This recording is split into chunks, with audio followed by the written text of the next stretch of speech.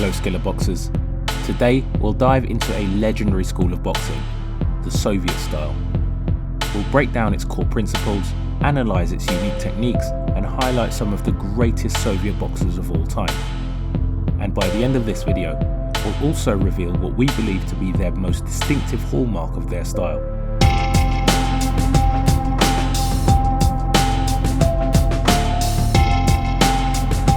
The examples we'll explore today are from Soviet and post-Soviet countries that carry the Soviet boxing influence. While many of these athletes have strong amateur roots, they adapted their style to meet the demands of the professional game. However, some fundamental principles of the Soviet style remain evident. So, let's start from the beginning. But before we start the breakdown, we wanted to share an update from our sponsor, Boxing Timer Pro. App version 1.5 introduces a new motion capture library with a growing collection of essential patterns and techniques. This update also adds 2 new training modules to the Skillr section.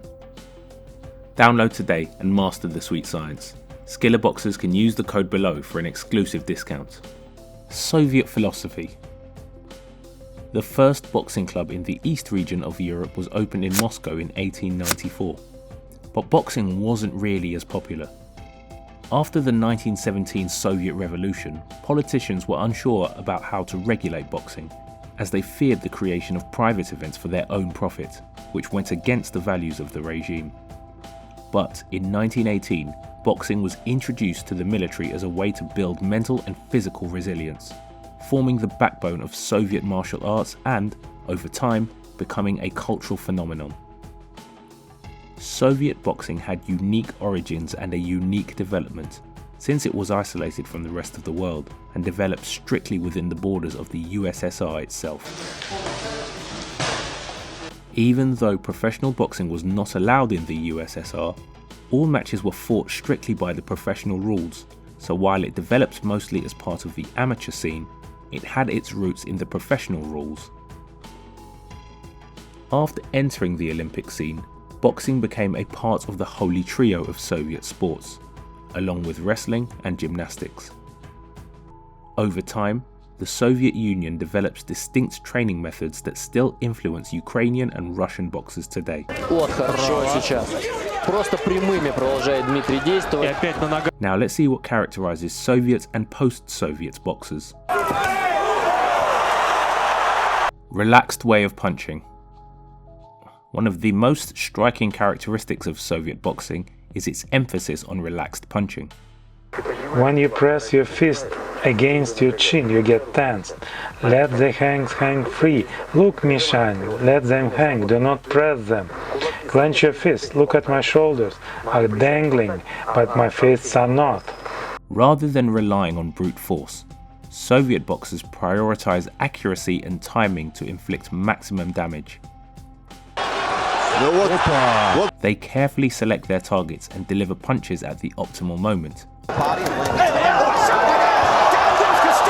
often getting a knockout with seemingly effortless shots.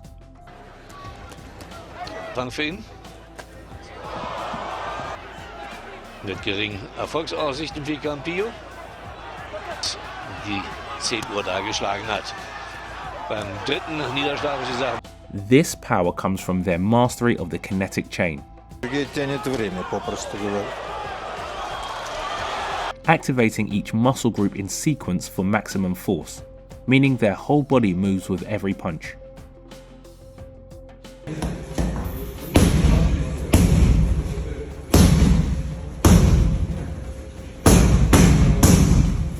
Let's take a closer look in slow motion. They rotate their feet, turn their hips, engage their core, and extend their arms, seamlessly transferring energy from the legs to the fists. This precise motion, where no energy is wasted, generates both efficient and powerful punches. Because one of the most important moments is to relax properly, at the right moment, in order to hit hard and hit fast.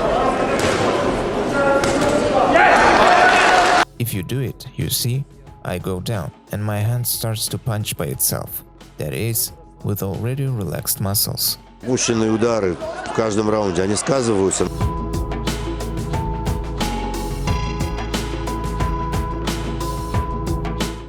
Pendulum Step.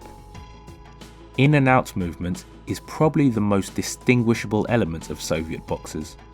The main thing about Soviet boxing style, it's I don't know how to say it on English, but on Russian it calls челнок. When you are in and out, yeah. When you are moving, yeah, in and out.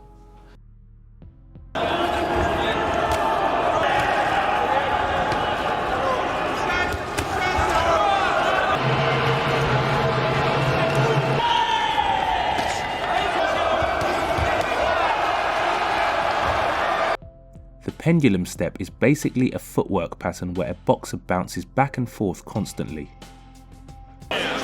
Опять достает Швиденко с дальней руки.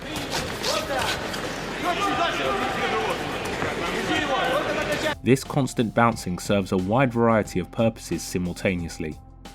It allows them to transfer their weight to their punches when attacking, and it also keeps them safe by allowing them to exit afterwards. When you are moving and at the same time you can punch. Вот хорошо сейчас. Просто прямыми продолжает Дмитрий действовать. Not just stop, punch and move again. This is the main, I think I could see somebody doing this. It's more related to Soviet boxing style. It is a way to safely cut the distance or to maintain it, since their movements are much quicker when their body is already in motion. Night and day, I mean, when Dawson throws his jab, it seems like he just lands. We'll be there. His way around the ring. He's giving this guy aim. He's backing up every.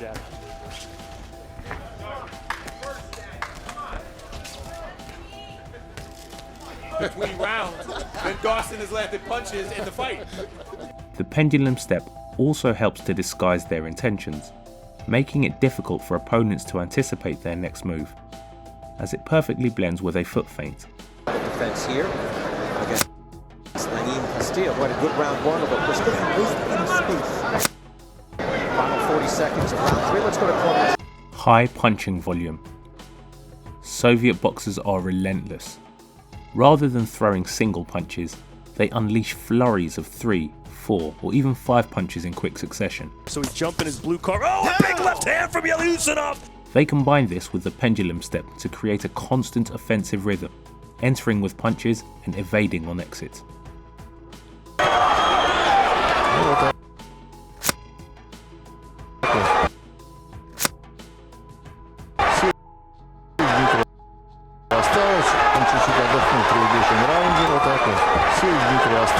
This dance-like movement allows them to maintain a relentless pace, delivering wave after wave of punches. By continuously changing angles and distances, they make it incredibly difficult for opponents to counter or find their rhythm. One of the lesser known but highly effective aspects of Soviet boxing is their ability to deliver looping shots, such as hooks and uppercuts, from long range. This unique capability is a direct result of a subtle yet significant difference in their punching mechanics. Soviet boxers often execute hooks with the thumb facing in. And when you throw the vertical hook from the long distance, your arm is straight. Say I want to punch you. You have lifted your glove just a little and I cannot land.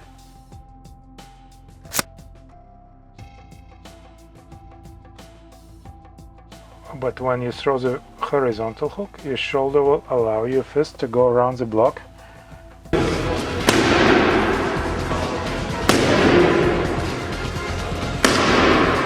Lift your hand high so everybody can see.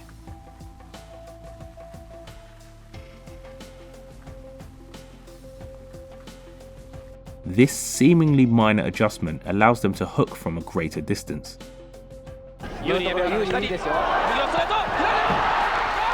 Now, throwing the hook with the thumb in or facing up generates a lot of debate over which one is better, but we'll leave that debate for a future video. Lead hand control. The extended lead hand or long guard is another key component of Soviet boxing.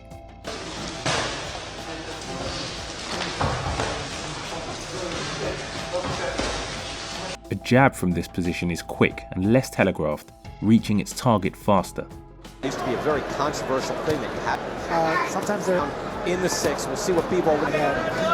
Because Castillo's looking at counter in between the shot happening. Castillo trying to figure out. The extended hand also acts as a barrier, preventing opponents from closing in. By extending the lead hand, Soviet boxers controlled space, maintained distance, and controlled the fight's pace. It also serves as a blinder, obstructing the opponent's vision and setting up follow-up shots. This use of the lead hand transforms defense into offense and allows Soviet boxers to dictate the pace. But there is something really characteristic and often underrated that all Soviet and post-Soviet boxers share. Cold blood. With cold blood, we are referring to their ability to not let emotions take over, which is absolutely crucial in a boxing match. By not getting emotionally invested, they can follow through with the game plan and maintain a strategic approach on every fight. This stoic demeanour can conceal any pain or weakness, keeping opponents from capitalising on any perceived vulnerability. This level-headed approach, often paired with the best poker faces in boxing, can be deeply discouraging for opponents. But now, we would love to know your opinion in the comments. How do you interpret the Soviet style of boxing? Let us know. And if the video was interesting, you can find more in our channel. And to your left, there's a video specially suited for you.